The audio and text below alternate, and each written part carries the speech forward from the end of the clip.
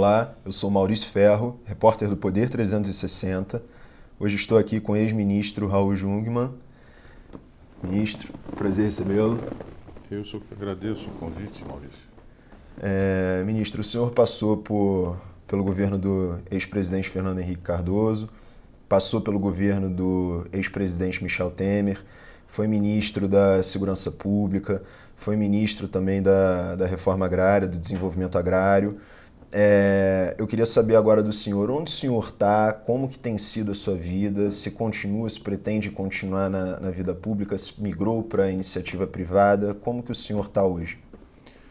A vida pública é irrenunciável como cidadão. Agora, de fato, eu não tenho mais pretensões de ocupar cargos, por exemplo, no Executivo e tampouco disputar mandatos. Então, eu estou de volta ao setor público, eu não sou funcionário público, eu sempre tive em cargo comissionado e estou trabalhando com o Porto Digital. O Porto Digital é um cluster, é o maior cluster urbano de tecnologia da informação e da inovação, que fica em Recife.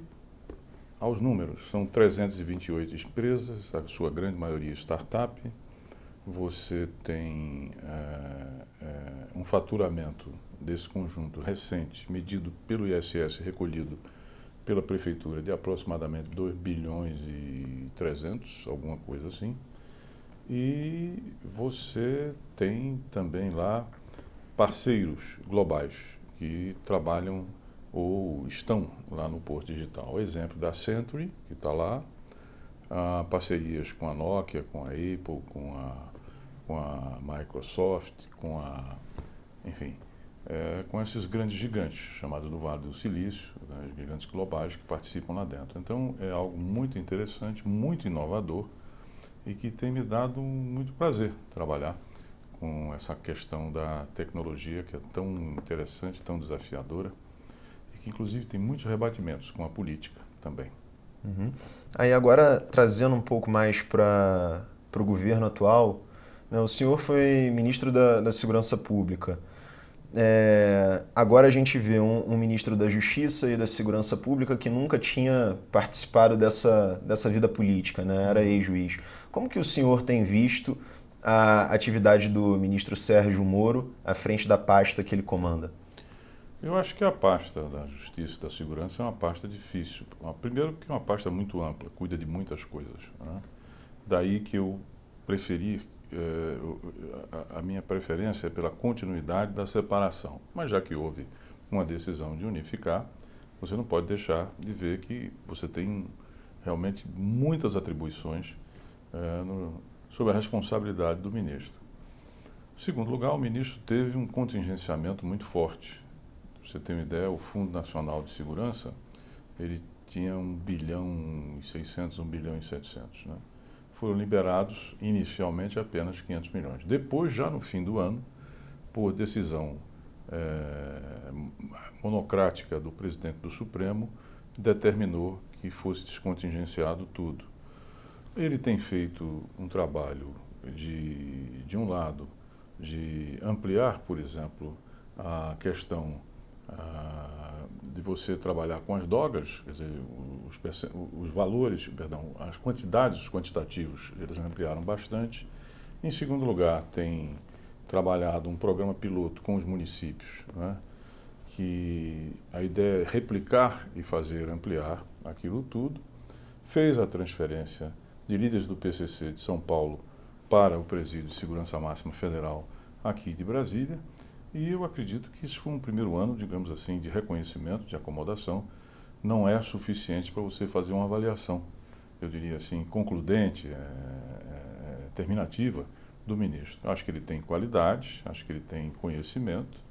Tem a questão do pacote anticrime, que foi bastante modificado. Eu acho até pessoalmente que foi melhorado, né, do que a proposta original. E é preciso entender que quando as coisas passam pelo Congresso, elas não saem do jeito que entraram. É comum, digamos assim, da democracia que hajam modificações. E no caso, eu entendo que o pacote saiu bastante melhorado. Uhum. O que exatamente o senhor acha que melhorou no pacote? Eu acho que, em primeiro lugar, algumas coisas que eu discordava.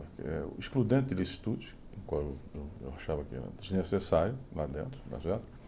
A questão que não era um pacote anticrime, que é a questão da segunda instância também. Isso é uma discussão que está sendo, inicialmente estava sendo pautada pelo Supremo e agora está sendo pautada pelo próprio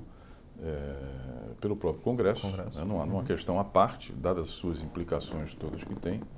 E acho que a grande conquista ou inovação foi o juiz de garantias. Eu acho que isso representa, de fato, um avanço para o judiciário. Evidentemente que tem dificuldade de você implementar, mas eu acredito que dentro de um prazo razoável é possível se contar com o juiz de garantias e isso traz uma vantagem para os direitos, de um modo geral, não é, de toda a sociedade. Isso é um aspecto que o ministro Sérgio Moro reclama muito, né, do juiz de garantias.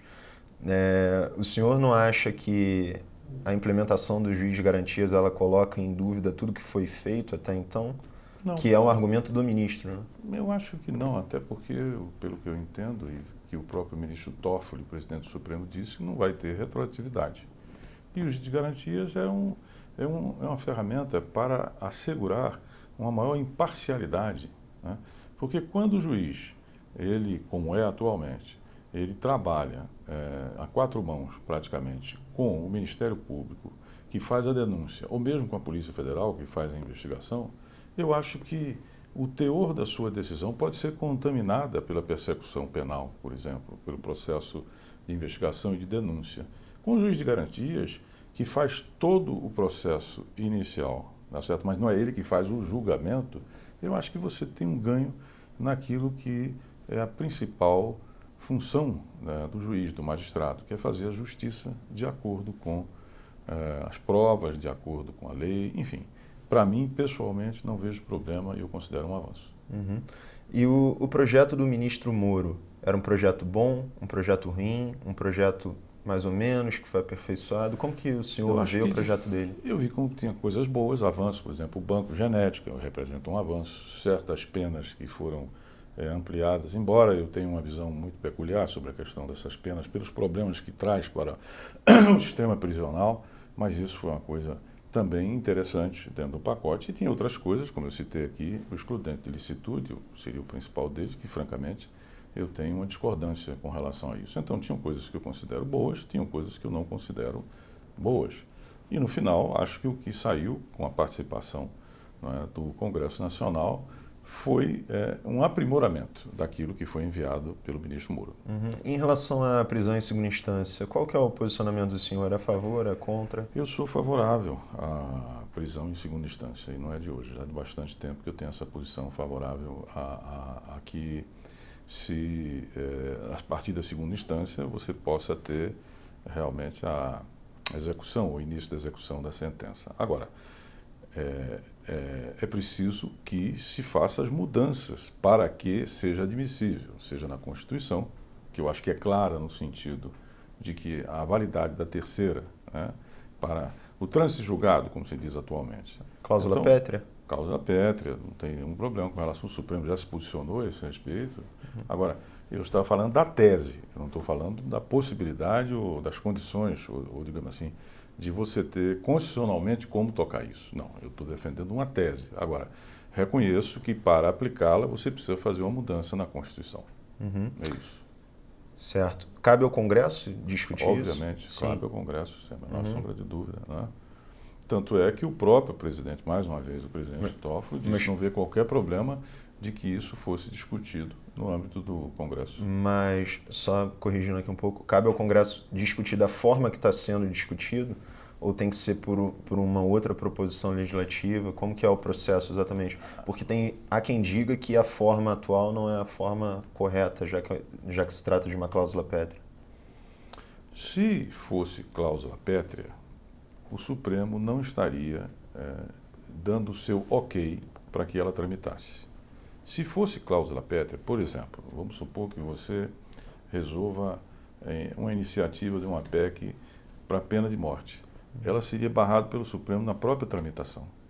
Ora, se o Supremo não está nem sendo provocado, né, para isso, e o próprio presidente, né, do Supremo disse, olha, é possível fazer as mudanças dentro do Congresso, então eu considero que no entendimento do Supremo não se trata de uma cláusula pétrea, e o Supremo é o intérprete último da Constituição, né? Agora, quanto se a iniciativa, ela está viciada ou não, é boa ou é má, honestamente, eu não tenho ideia formada a esse respeito. Não saberia o que dizer. Tá. E, bom, o governo atual, ele comemorou recentemente a redução da taxa de homicídios. Queria saber do senhor se isso é um mérito único e exclusivamente do governo atual, se isso vem lá de trás, qual que é a sua percepção? Minha percepção é o seguinte, e eu tenho dito isso e repetido isso, olhe, o protagonismo dessa queda é dos governos estaduais, não é do governo federal, nem do anterior, nem do atual. Por quê? Primeiro, quem cuida de segurança pública são os estados, é constitucional, está no artigo 144. Segundo, são os estados que gastam, de cada R$10, eles gastam R$8,50. O governo federal gasta apenas 9 e os municípios gastam 6. Parêntese, os 9 do governo federal, 80% corresponde à Polícia Rodoviária Federal, que cuida da fiscalização das rodovias, né? Só um conceito muito amplo de segurança pública para você dizer que esta é algo efetivamente da segurança. Pode até ser tomado no sentido mais amplo. Mas tudo bem. Em segundo lugar, daqueles 80% sobre os 9, é da Polícia Federal. Ou seja, o governo gasta praticamente, né, a totalidade dos seus recursos cuidando da fiscalização das rodovias e daqueles crimes, né, selecionados que cabem à Polícia Federal. Contrabando, drogas, por exemplo, tráfico de drogas, crimes contra a União, fronteira, alguma coisa. Segurança pública é dos estados. São os estados que gastam praticamente 85%, como eu disse aqui, com isso. Além disso, são os estados que têm as ferramentas para cuidar e tratar homicídio. Polícia Federal cuida de homicídio? Não. Justiça Federal cuida de homicídio? Não. Ministério Público Federal cuida de homicídio? Não. Quem cuida disso? Ministério Público Estadual, polícia, as polícias estaduais e a Justiça Estadual. Ou seja, homicídio não é atribuição do governo, do poder central, não é. Então, como você dizer, olha, eu sou o protagonista disso? Não. O protagonista ou são os estados, o governo federal colabora. Aí tudo bem, nós colaboramos, criamos o SUSP, vinculamos recursos da loteria esportiva para isso, criamos programas, fizemos pró-segurança do BNDES com 40 bilhões, tudo bem, colaboramos, como também o atual governo colabora. Mas, veja bem, protagonismo, ator principal são os estados. Então não dá para você dizer, olha, somos nós que fizemos isso, governo federal. A outra coisa também que eu chamo a atenção é que isso foi uma surpresa. Quando isso surge em meados de 2018, quando eu era ministro da Segurança, não foi uma coisa planejada que acontecesse. E por que aconteceu? A minha interpretação é o seguinte, você tinha um ano eleitoral, foi 2018, em que todos os que estavam disputando sabiam que era fundamental ter um bom desempenho em segurança. Então os governadores investiram em contratar e fazer concursos, investir em automóveis, investir em armamento, em treinamento, etc, etc. Porque todos sabiam que o futuro deles, tá certo? Da continuidade do seu projeto, dependiam daquilo. E preste atenção, os últimos dados do Monitor da Violência apontam para uma reversão. Já 1/3 dos estados estão revertendo. Péssima notícia, tá certo? Mas que é uma comprovação de que, de fato, o centro, o protagonismo disso tudo é dos estados, não é do governo federal, nem poderia ser. Era o que eu ia perguntar para o senhor agora. O que a gente pode esperar dos próximos meses ou desse ano agora? Uma reversão completa desses números? Olha, tomara que não, porque nós estamos falando de vida. Tomara que não. Eu torço por tudo que não. Porque a reversão significa mais morte, significa, enfim, sofrimento, desgraça. O pior que você possa imaginar. Mas olha, já estava chegando, já no último quadrimestre, uma coisa assim, de 2019, estava desacelerando a queda. Já agora 1/3 dos estados já começa a reverter. E agora, com esse problema das polícias que estão acontecendo aí, isso vai ter um reflexo inevitável nisso tudo. Inevitável. O que aponta para o seguinte, que nós temos que ter políticas públicas na área de segurança que deem sustentabilidade. E aí eu tenho a minha visão própria a respeito do que é que seria uma intervenção, digamos, que tivesse a sustentabilidade que todos nós desejamos. Uhum. E qual é a sua visão? Bom, eu trabalho com 5 pontos, né? Primeiro, eu costumo dizer, e que é tomado como provocação 2 coisas, mas eu faço questão de repetir. Primeiro, o atual sistema de segurança, ele aprofunda, amplifica, recicla e piora as condições de violência e de insegurança. O sistema reproduz e amplia a própria insegurança. Segundo lugar, todos nós, tá certo? Somos vítimas da insegurança, tá certo? Vítimas do crime organizado e, ao mesmo tempo, sócios da violência e da insegurança. Explico ao final por quê. Agora vamos aos pontos. Primeiro, você, para ter uma sustentabilidade, você tem que atacar a questão prisional. Nós temos a terceira maior população, carcerária, o sistema prisional. Nós temos a terceira maior população, 862 mil, segundo o CNJ. Ela cresce 8,3% ao ano. São 1.500 estabelecimentos prisionais, praticamente todos controlados pelo crime organizado. Então veja que absurdo.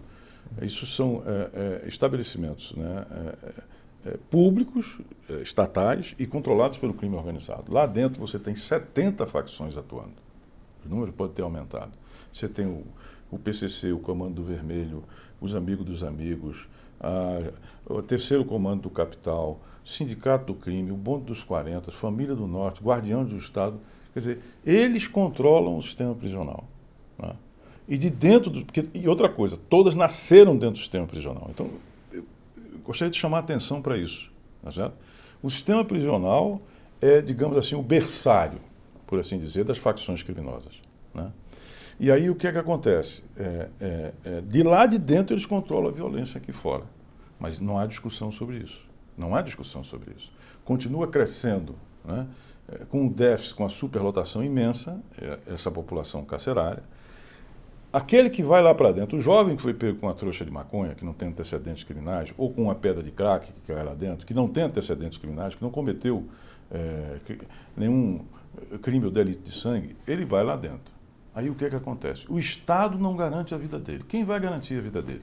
Quem vai garantir a vida dele é a facção de base prisional. Então preste atenção à lógica do sistema prisional. Preste atenção. Quanto mais presos, que é o que toda a sociedade pede, mais crime organizado. Olha o que você... Era para ser assim? Não, não era para ser assim. Não era para ser assim. Mas a disfuncionalidade do sistema, que é controlado pelas facções criminosas, leva a essa situação, como eu tenho procurado dizer. Esse é o primeiro ponto. Segundo dos pontos, a juventude de periferia, de 15 a 24 anos. Pobres, negros, pardos, família desestruturada. Se você olha a população prisional, você vai ver que esse jovem vulnerável não tem emprego, não tem trabalho, tem baixa escolaridade, tá certo? Família desestruturada, você vai ver que ele é muito mais vulnerável a ser atraído para o crime. E você vai ver que ele está dentro do sistema prisional. 55% dos 862 mil apenados são jovens, são negros, são pardos. O que quer dizer também que a nossa política de segurança é racialista, profundamente racialista, né? A maioria são eles que estão lá. Muito bem. Então você tem que ter um programa nacional para isso.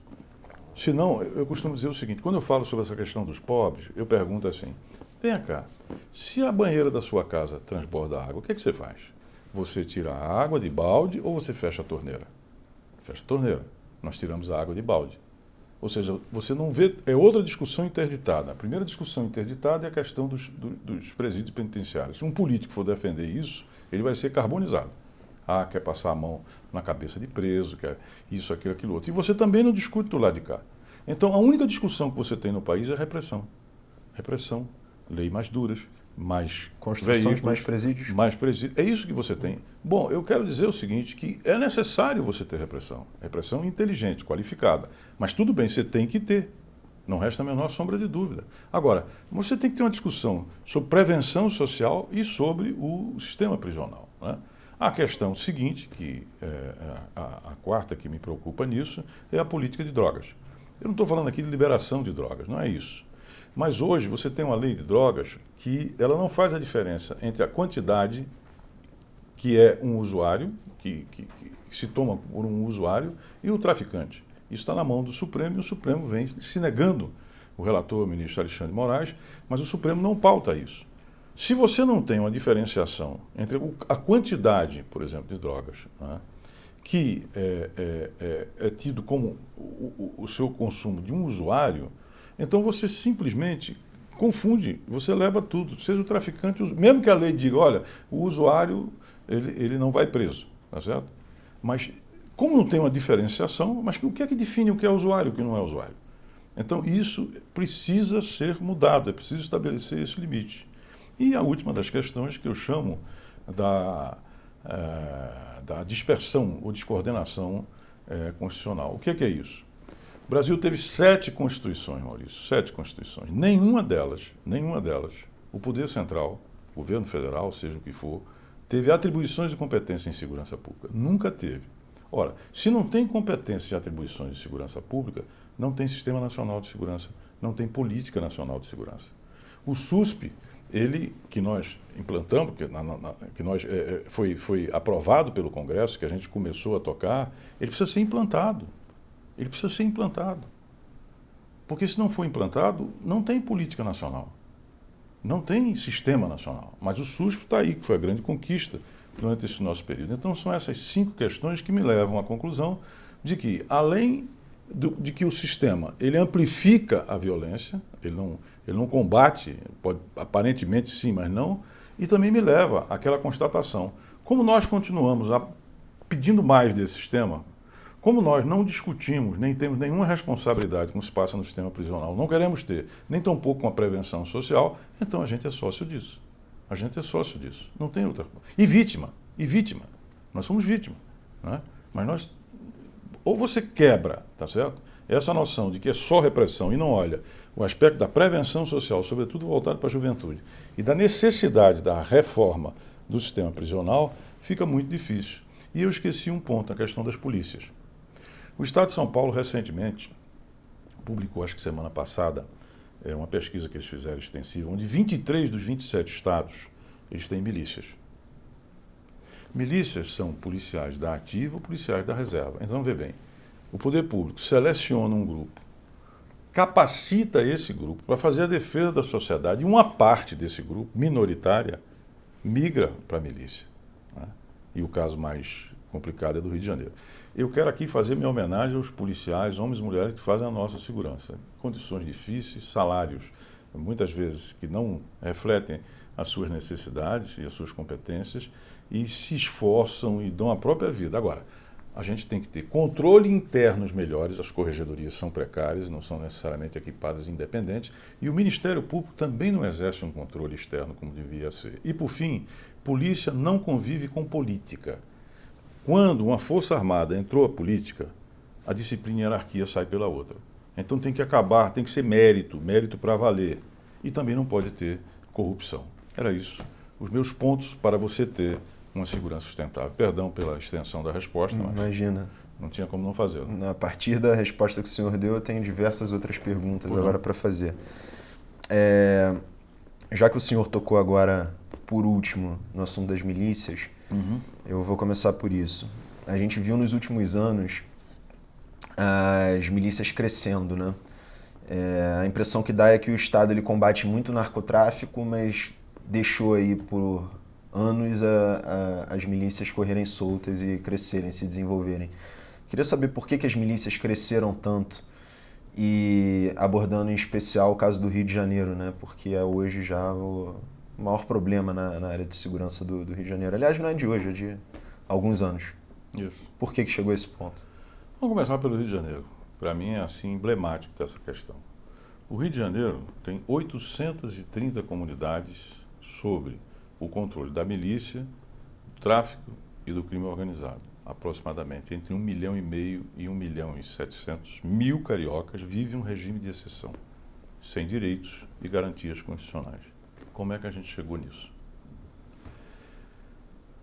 A gente pode buscar na história Rio das Pedras como isso começou, mas o que me interessa dizer é o seguinte, olha, por que o Rio de Janeiro é o caso mais crítico? porque no Rio de Janeiro formou-se uma aliança entre a política e as milícias.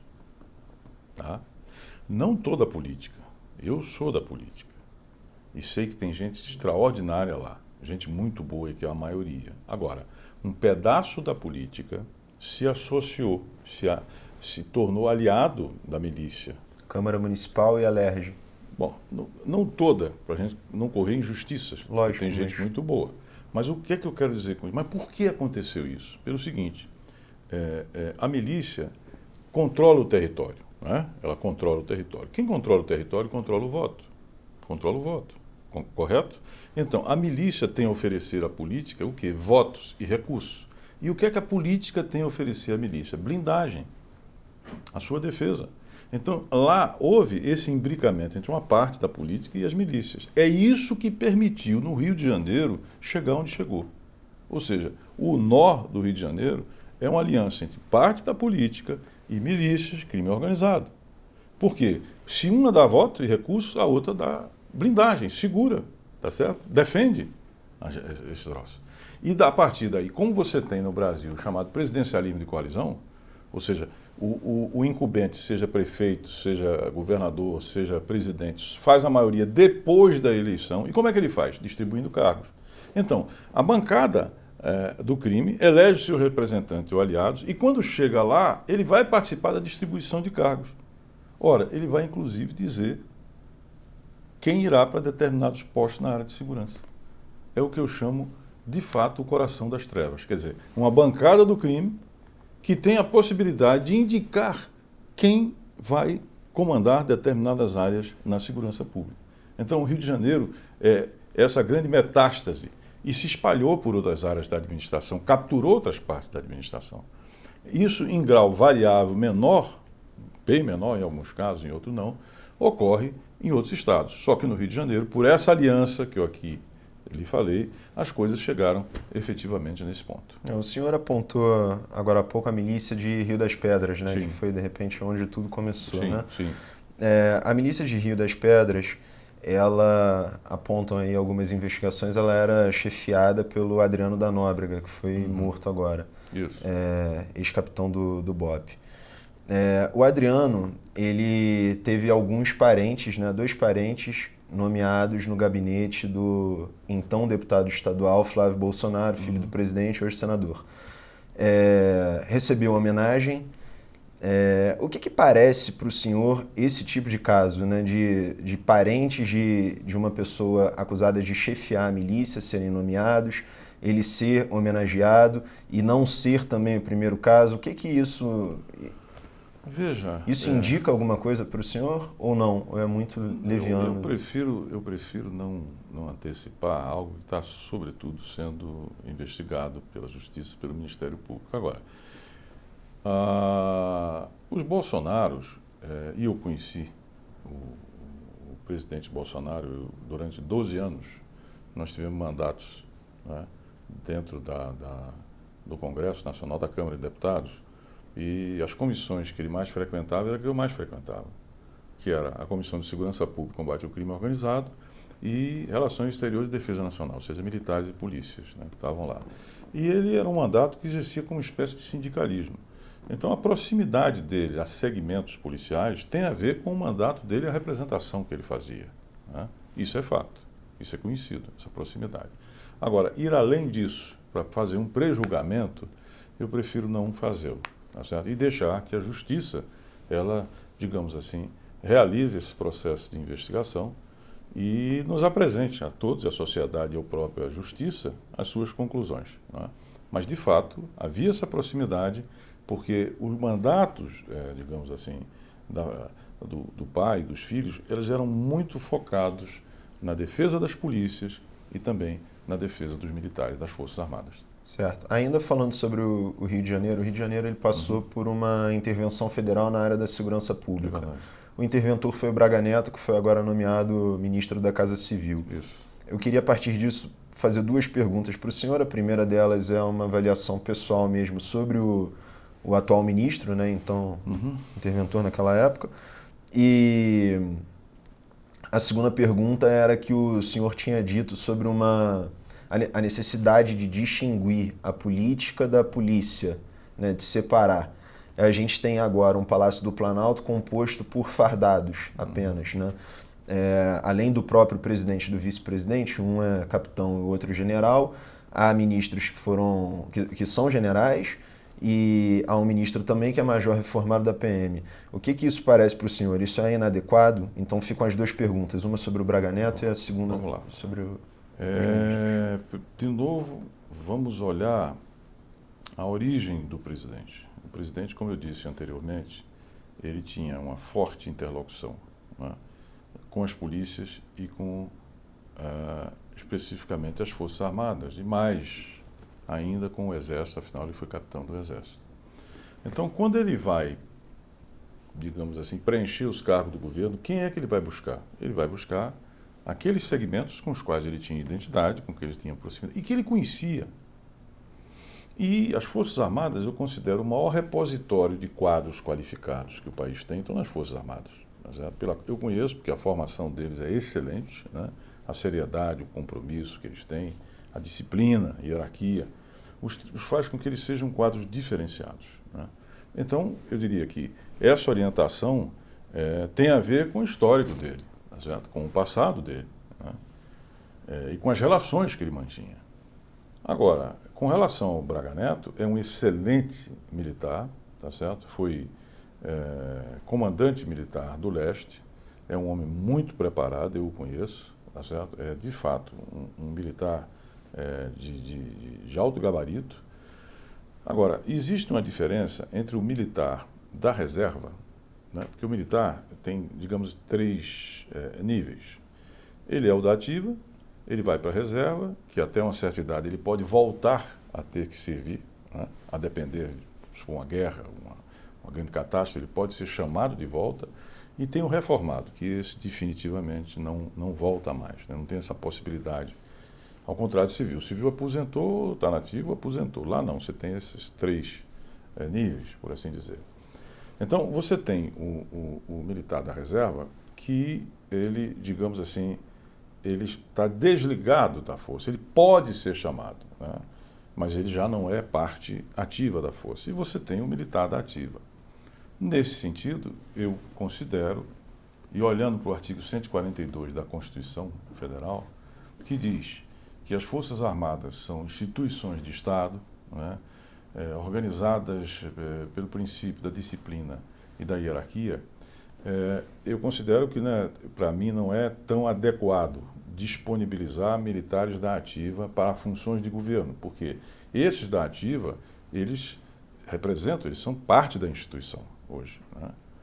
Parte ativa da instituição. Então, eu não acho, pessoalmente, que seja o mais adequado por, digamos assim, colocar militares, né, ainda mais 4 estrelas, generais de 4 estrelas, em funções de governo, né? Mas, ao mesmo tempo, reconheço que tanto ele como o general Ramos são quadros excelentes, muito bem formados, tá certo? E homens que têm o que dar e contribuir. Eu preferiria que você tivesse ou outros quadros civis, ou mesmo da reserva, como aqui coloquei, porque não vincula a instituição. Então, essa é a minha posição a respeito dessa nomeação. Certo. Ainda em relação ao ministro Braga Neto, ele assume a Casa Civil, que é uma função de articulação, né, de coordenação com outras pastas. E ele tem um perfil, desde a época da intervenção, muito fechado. É o nome correto para essa função, para esse cargo? Apesar de ser fechado, ele é hábil nessa interlocução? Vamos ver o que ele vai fazer. O que é que o presidente? Casa Civil, normalmente, é quem faz a coordenação administrativa, tá certo, do governo, entre outras funções, né? Mas é ele que faz toda a coordenação, né? E é o elo, digamos assim, entre o presidente e o ministério, né? Evidentemente que também tem funções políticas, né? Tradicionalmente, embora ele não seja, digamos assim, o comandante da área da política, que pode estar na Secretaria de Governo. Perdeu a articulação política agora, articulação e tal. Então, eu acho que provavelmente ele vai exercer funções administrativas para administrar o general Braga Neto, sem sombra de dúvida, é muito qualificado, tá certo? É muito qualificado. Além de que ele tem a experiência da intervenção, onde obviamente pôde entender, compreender, não é? E aprender muito em termos de administração, não só por parte das Forças Armadas, do Exército, mas também no meio civil. Mas a gente tem que esperar para ver o que é que o presidente vai colocar na conta dele, digamos assim, para ele ter que cuidar. Tá. E, bom, agora voltando um pouco, a gente comentou sobre a redução na taxa de homicídios. Existe também um outro dado que mostra que a taxa de homicídios ela reduziu de fato, assim como outros delitos. Porém, as mortes em decorrência da atividade policial, elas aumentaram em muitos locais. Rio de Janeiro é um deles que explodiu. Por que isso acontece? Olha, isso acontece quando você delega a uma polícia, uma força armada, entendeu? A discricionariedade, né? Quando você dá a ela o direito de matar, tá certo? Você está corrompendo moralmente essa polícia. Por quê? Porque se um policial tem o direito de escolher quem vai viver e quem vai morrer, você vai estabelecer um mercado, tá certo? E vai estabelecer uma troca. Quem puder comprar a vida e tiver como pagar, talvez escape. Quem não puder, vai ser de fato eliminado. Isso corrompe moralmente uma polícia, né? Então, quando você dá à polícia esse poder, você está ao mesmo tempo equiparando-a pela autoridade que dá esse direito e não exerce o controle que tem que ser feito, está equiparando a polícia à milícia. Então, é fundamental que a polícia haja dentro da lei. E qual é a função principal dela? É garantir direitos. É garantir direito e que os nossos direitos não sejam atacados ou feridos. Então, a função dela principal é da defesa dos direitos da sociedade. Se a polícia, pela autoridade que governa o incumbente, não é, recebe, não é, a ordem ou mesmo informalmente, tá certo? Ela percebe que está sendo dada a ela o direito de vida ou de morte, não é? Nesse instante você está corrompendo moralmente essa polícia e você está degradando ela. Um policial precisa de autoestima, um policial precisa de respeito. Nós devemos respeito às polícias, porque elas são garantes exatamente dos nossos direitos. Então, o que eu acho que é aumento dessa letalidade policial é fruto de uma filosofia, tá certo? De que bandido bom é bandido morto, né? E aí eu quero lembrar aqueles que são defensores desse tipo de violência o seguinte: a explosão do PCC, o PCC já existia quando do Carandiru, massacre de Carandiru, mas a explosão do PCC, ela vem sobretudo e cresce muito após o Carandiru. Então, a sociedade tem que ter uma capacidade de controle e de regulação da força. E ela não pode jamais, jamais cair para o outro lado. Então, é fundamental por isso que você tenha capacitação e treinamento e seleção do pessoal, mas você tenha controles de fato internos, como é o caso da corregedoria, tá certo? Você precisa ter controles externos também do Ministério Público, que infelizmente deixa a desejar. Se ao mesmo tempo, não é, uma sociedade vulnerada, com medo, não é, ela aceita, tá certo, que se eliminem pretensos bandidos e tal, é bom que ela saiba que bandidos vão morrer, mas a sua polícia também vai se transformar em bandidos. Porque quem fere a lei, seja do lado de lá ou do lado de cá, vira bandido, vira criminoso. Então, em nome das polícias, da integridade, do respeito às polícias que nós temos, os homens e mulheres que nos defendem, nós não podemos permitir que isso seja transposto. Porque é como se a sociedade dissesse o seguinte: olha aqui, eu sei que é proibido matar, que matar é crime. Mas se você matar bandido, não tem problema. Ora, o policial, no momento em que isso acontece, ele cruzou a linha. Cruzou a linha. E a sociedade, aí eu volto para aquele tema da prevenção, tá certo? Se hoje você tem 11 milhões de nem na escola, nem no trabalho, que é a juventude, tá certo? Não vai ter cárcere, não vai ter polícia, não vai ter como se a gente não trabalhar isso aqui. Porque se aqui morrerão, infelizmente, fora de qualquer preceito legal, porque a nossa Constituição não permite isso de forma alguma, e tampouco qualquer legislação infralegal, né? Se isso aqui acontece, evidentemente que é uma sociedade doente. Uma sociedade doente que permite isso. E não vai resolver o seu problema. Não vai resolver o seu problema. Não vai. Pela situação que eu falei, dessa juventude que se torna vulnerável, do que nós temos no sistema prisional, fica óbvio que não vai resolver. Então, é esse o meu pensamento.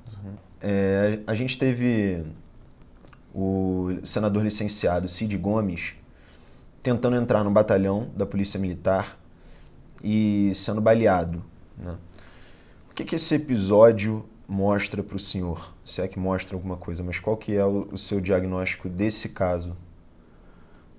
Do ponto de vista do senador, a atuação dele absolutamente reprovável. Tá certo? Eu vi os vídeos, né? Absolutamente, enfim, uma coisa absurda. Entrar numa reta escavadeira e partir para cima de uma barreira de policiais, desculpe, não é razoável, não é aceitável, né? Inclusive podendo ferir as pessoas que estavam lá. E tinham mulheres, sei lá, e não mulheres, tem homens também. Do lado da polícia, mais reprovável ainda, homens encapuzados e armados, tá certo? Quer dizer, homens encapuzados e armados que atiram no senador. É um quadro que está tudo errado. Está tudo errado, tá certo? Mas é preciso ressaltar que o senador, ele comete um erro individual, mas do lado de lá, você tem uma força pública de segurança cometendo absurdos. Primeiro, tá certo? Usando balaclavas, quer dizer, usando máscaras, tá certo? Que desdizem o nome. Segurança é pública. É pública. Depois, Força Armada, polícia fazendo greve. Não pode. Não pode fazer. Quem usa armas, tá certo? Tem um regimento, tem um regulamento muito rígido, né? A arma é para a defesa da sociedade. A arma é para o combate ao crime organizado. E não para ser utilizada, né, numa greve. E, evidentemente, que um desastre. Olhando sob qualquer ângulo, aqui um desastre. Agora, queria chamar a atenção o seguinte. Nós temos um problema não resolvido aí. Como as nossas PMs, polícias militares, são militarizadas, tá certo? E são órgãos, são polícias efetivos auxiliares, polícias são auxiliares das Forças Armadas, do Exército especificamente. Então, elas não podem ter representação sindical. Ora, como essa corporação são trabalhadores da área de segurança, elas têm reivindicações, só que elas não têm nenhum canal de representação, né, para poder fazer chegar os seus pleitos. Então, quando as greves acontecem, são greves selvagens. Problema. Nos últimos anos, a gente tem visto que isso geralmente gera um ciclo. Pode não gerar, tomara que não gere, mas pode também gerar. E é um problema que não foi resolvido. Não estou fazendo a defesa da sindicalização. Eu estou dizendo apenas que, como não são trabalhadores, tá certo? Mas são considerados militares, né? Você veja, por exemplo, a Polícia Civil tem associação e tem representação e tal, mas o militar não pode ter. Então, quando acontece a greve, tá certo? Ela vem de uma forma explosiva, né? Então, eu acho que cabe à sociedade e ao Congresso refletir e procurar adequar, né, às realidades o modelo que você tem aí. Porque, olha, praticamente 100%. Eu, por exemplo, quando fui ministro da Defesa, nós fizemos 11 GLOs, que é Garantia da Lei e da Ordem. Quase todas elas motivadas por greves policiais. E, olha, eram extremamente tensas. Você teve um pico de homicídios, de violência nesse período. A população ficou inteiramente, veja bem, inteiramente vulnerável, sem defesa, né? E no caso, por exemplo, do Espírito Santo, que foi o mais grave, você teve, a exemplo daquele grupo que estava lá, aquilo é um motim, porque eles estão aquartelados e armados. Isto não é greve apenas, isso é um motim. E isso é gravíssimo, né? Então, de fato, nós vivemos esse pico, corre, vai atrás, resolve e tal, e depois isso, enfim, vai lá para baixo do tapete. Mas essa é uma questão que nós temos que enfrentar e resolver, né? Para que não aconteça isso, essas cenas trágicas, né, absolutamente reprováveis que nós vimos. Agora, espero que o senador consiga, né, como parece, a saúde dele, recupere a sua saúde, que não fique com sequelas. Estou observando pelo lado humano que, de fato, sempre é algo que a gente tem que levar em conta. Uhum. Agora, mudando um pouco de assunto, o senhor, além de ministro da Defesa, ministro da Segurança Pública, foi também ministro do Desenvolvimento Agrário e ministro da Política Fundiária. O governo atual, ele bate muito na tecla de fazer a regularização fundiária, especialmente em áreas da região amazônica, né, e desenvolver essas áreas. Como que equilibra essa balança de desenvolver, mas desenvolver com sustentabilidade, e o que o senhor vê, né, o que o senhor pensa sobre a atual política do governo de regularização dessas áreas? Política de regularização sem adjetivo, sem complemento, ela é necessária, né? Há um problema grave e muito antigo na Amazônia, que é a desordem fundiária. Desordem fundiária. Então, resolver esse cipoal, problemas que você tem aí, é fundamental. Agora, de forma alguma, isso pode comprometer a sustentabilidade, né, da floresta, ou pode comprometer a Amazônia. Há que se buscar um equilíbrio, né? Acho também que, de fato, uma política indigenista, ela não pode permitir que você vulnere, digamos assim, ou que você as garantias constitucionais que são dadas exatamente às populações autóctones, ou seja, indígenas, elas não podem ser, salvo por mudança constitucional, devidamente modificadas. Eu temo que uma política de exploração e de mineração, né, das reservas indígenas, ela venha a significar, não é, uma perda do controle dos seus territórios pelas comunidades indígenas.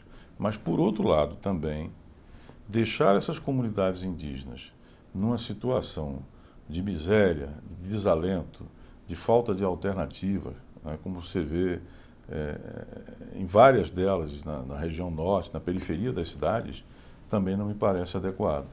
Acho que aqui, novamente, você tem que encontrar uma política que você possa associar as condições e melhoria de condições de vida dos nossos índios, né, com a preservação e a sustentabilidade.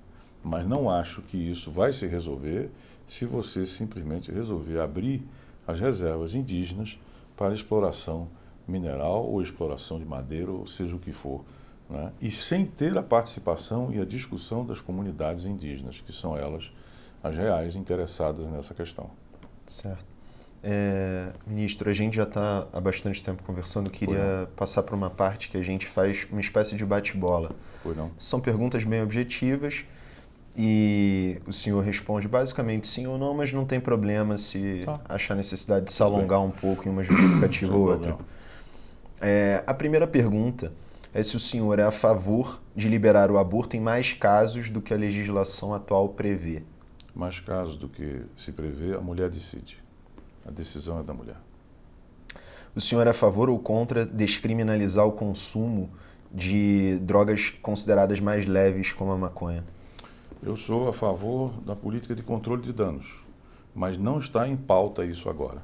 O que está em pauta, para mim, é decidir o quantum, tá certo? Que dá o corte entre o usuário, que deve ser assistido e não para dentro do regime fechado. Tem lá, sei lá, 50 mil, 60 mil jovens que estão nessa condição, né?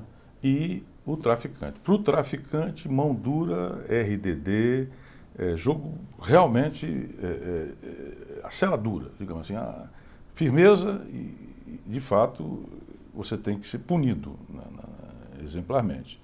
Quanto ao usuário, não. Eu acho que o usuário, nós estamos errando e nós precisamos estabelecer esse diferencial para não empurrar esses jovens para dentro do regime fechado e lá de dentro se tornarem escravos das facções.